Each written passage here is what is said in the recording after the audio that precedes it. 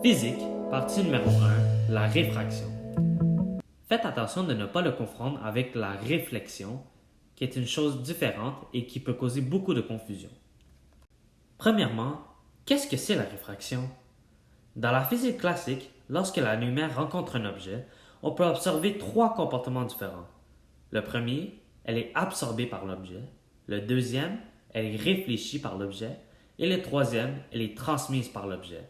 La réfraction fait partie du troisième point. La réfraction, c'est lorsque les rayons lumineux dévient de leur trajectoire lorsqu'elles changent de milieu. Des exemples de milieux peuvent être l'eau, l'air, le verre et plus encore. Voici un exemple de réfraction. Ici, nous pouvons voir que le premier milieu est de l'air et le deuxième milieu est de l'eau.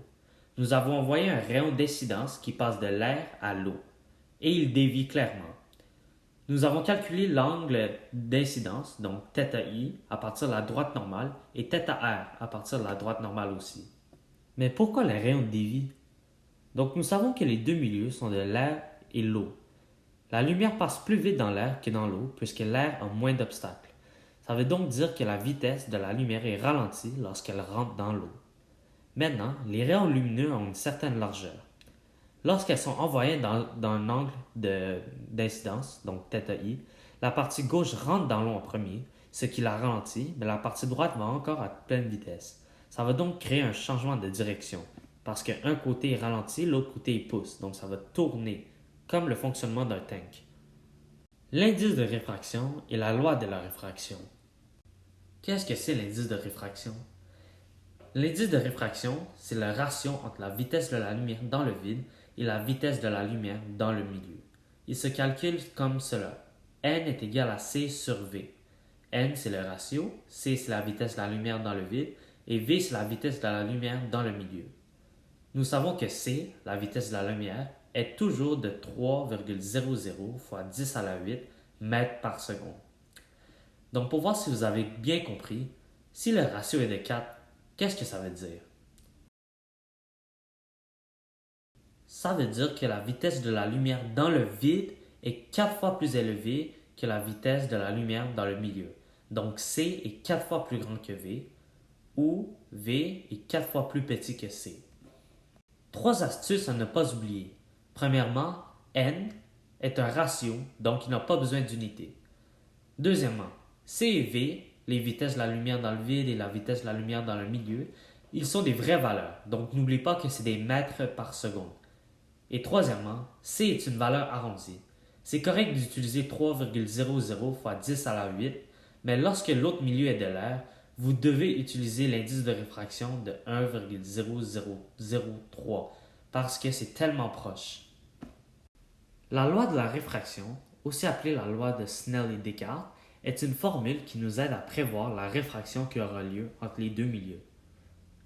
La formule est N1 fois sin de θi est égal à N2 fois sin de θr. Nous savons que N1 c'est le premier milieu, N2 c'est le deuxième milieu, θi c'est l'angle d'incidence et θr c'est l'angle de réfraction. N'oublie pas de mettre ta calculatrice en degrés. Avec cette formule, si nous recherchons l'angle de réfraction et que nous avons l'angle d'incidence, on a juste à faire N1 fois sin de θi divisé par N2 est égal à sin de l'angle de réfraction. N'oublie pas de faire sin à la moins 1 pour obtenir l'angle de réfraction. La réflexion totale interne. La réflexion totale interne est un phénomène où après avoir dépassé un certain angle critique, aucune réfraction a lieu. Le rayon lumineux, donc, il est rendu au point d'intersection des deux milieux et de la droite normale, et il réfléchit internalement totalement. La réflexion totale interne doit passer d'un milieu avec un indice de réfraction plus élevé à un milieu avec un indice de réfraction moins élevé. Pourquoi? On veut que les rayons lumineux s'éloignent de la droite normale. Donc, plus le angle d'incidence augmente, plus il s'éloigne de la droite normale. Alors voici mon exemple. Le premier milieu est de l'air, le deuxième milieu est de l'eau. L'air a un indice de réfraction moins élevé et le rayon lumineux va passer de l'air à l'eau. Donc il va passer à un indice de réfraction moins élevé à un milieu avec un indice de réfraction plus élevé. On voit clairement que lorsqu'on augmente l'angle d'incidence, les rayons tendent de s'approcher de la droite normale, puis c'est pas ça qu'on veut parce que ça va pas créer une réflexion totale interne. Alors maintenant, ça mène à l'angle critique. L'angle critique, c'est l'angle maximal qu'on peut envoyer de la lumière pour qu'il soit réfracté. Si vous avez bien compris, nous essayons de trouver l'angle d'incidence maximale et pas l'angle de réfraction. Parce que l'angle de réfraction, ça doit être 90 degrés techniquement. En utilisant la formule de la loi de réfraction, on peut trouver l'angle d'incidence et on peut trouver la formule qui permet de calculer l'angle critique. Donc, sin de θr, qui est de 90 degrés, sin de 90 degrés est égal à 1. Donc, dans le fond, on peut enlever ça. La formule de l'angle critique serait donc de n1 fois sin de θi divisé par n2. Et si on connaît les deux milieux, on peut facilement calculer. Merci. Si vous avez des questions, écrivez-les dans les commentaires.